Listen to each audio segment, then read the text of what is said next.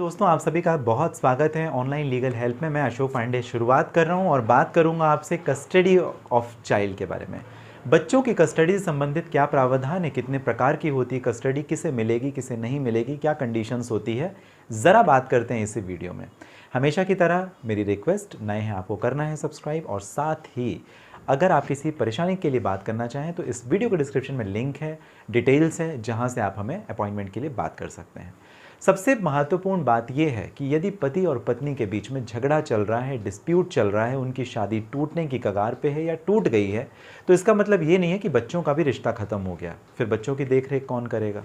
तो इस वजह से सबसे ज़्यादा जो सफ़रर होते हैं पति और पत्नी के झगड़े में, वो बच्चे होते हैं। इस वजह से आप गुंजाइश, एक कोशिश ये ज़रूर अवश्य करें कि आपका डाइवोर्स ना हो किसी भी सिचुएशन में।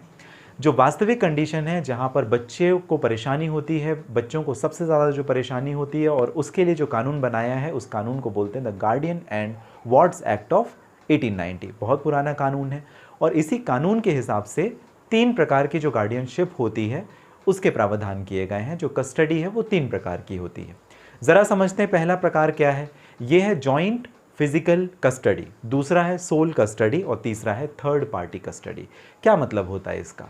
जॉइंट फिजिकल कस्टडी जो पहला प्रकार है उसका ये मतलब होता है कि माँ और बाप दोनों का प्यार चाहिए होता है एक बच्चे को, और इस वजह से कोर्ट ये डिसाइड करती है कि बच्चा माँ के और पिता के दोनों के संरक्षण में रहे और उसके डेवलपमेंट के लिए जो निर्णय है वो दोनों साथ में ले, जिससे उसका बेहतर भविष्य निर्धारित हो सके। दूसरी जो कस्टडी होती है वो सोल कस्टडी होती है। यहाँ पर जो कस्टडी है वो एक पर्टिकुलर पर्सन को दे दिया जाता है। मान लीजिए माँ को फिजिकल कस्टडी बच्चे की मिल गई और मेंटेनेंस देने का जो हकदार है वो पिता है। पिता भरण पोषण देगा इस वजह से क्योंकि इंडिसेंट बिहेवियर थे फादर के या कुछ और ऐसे कारण जहाँ पर बच्चे की कस्टडी परमानेंटली मदर के पास में है और विजिटिंग और एक्सेस राइट फादर के पास में है। तो विजिटिंग एक्सेस राइट का मतलब क्या हुआ? मिलने जुलने का, सप्ताह में 1 बार या 2 बार या महीने में 2-3 बार, जैसा भी कोर्ट निर्धारित करे, ये हम लोग कहते हैं सोल कस्टडी। मतलब कस्टडी किसी एक के पास में है, जो बेसिक निर्णय एजुकेशन से लेकर के बाकी सारे निर्णय हैं वो कोई एक लेगा, या मदर ले रही है तो जो विजिटिंग एक्सेस राइट है वो फादर के पास में है।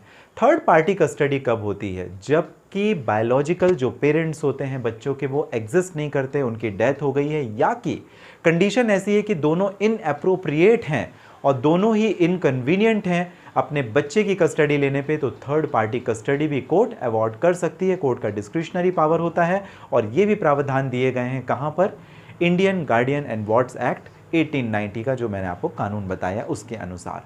तो यहाँ पर दादा दादी, नाना नानी, किसी अन्य रिश्तेदार या कोर्ट जिसे अप्रोप्रिएट समझे उसे बच्चे की कस्टडी दे देती है। अगर इनकॉम्पिटेंट है माँ पिता, या कि नहीं है, उनकी डेथ हो गई, वो गुजर गए हैं, या कि कॉम्पिटेंट हैं भी, तो उनका जो एक्शन है वो इनअप्रोप्रिएट एक्शन था बच्चों के लिए, वो मारपीट करते थे, सताते थे, परेशान करते थे, इस कंडीशन पर भी third party custody court grant कर सकती है। भारत के जो कानून है वो अलग अलग समुदायों विशेष को लेकर के अलग अलग हैं। जैसे हिंदूज़ के लिए अलग थोड़ा है, मुस्लिम्स के और क्रिश्चियंस के लिए अलग हैं। तो क्या है ये अलगपन, ज़रा इसके बारे में बात करते हैं। हिंदूज़ के लिए 5 साल तक जो बच्चे की कस्टडी है, बच्चे को केयर टेकिंग जो रहनी चाहिए, फिजिकल कस्टडी रहनी चाहिए, वो मदर के साथ। 9 साल के बाद बच्चा अपना ओपिनियन दे सकता है और उस कंडीशन पर कोर्ट डिसाइड करती है कि वो बच्चा माँ के साथ रहना चाहिए या पिता के साथ। लेकिन जब तक उसकी उम्र 5 वर्ष की है तो वो ज़्यादातर केसेस में बच्चा माँ की कस्टडी में रहे, संरक्षण में रहे, ऐसा हिंदू लॉ प्रावधानित करता है।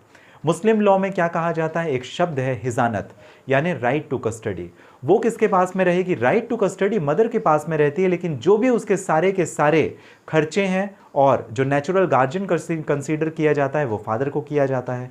तो father is responsible for all the maintenance and education, every decision which is required to be taken for beneficial and benefit of the child।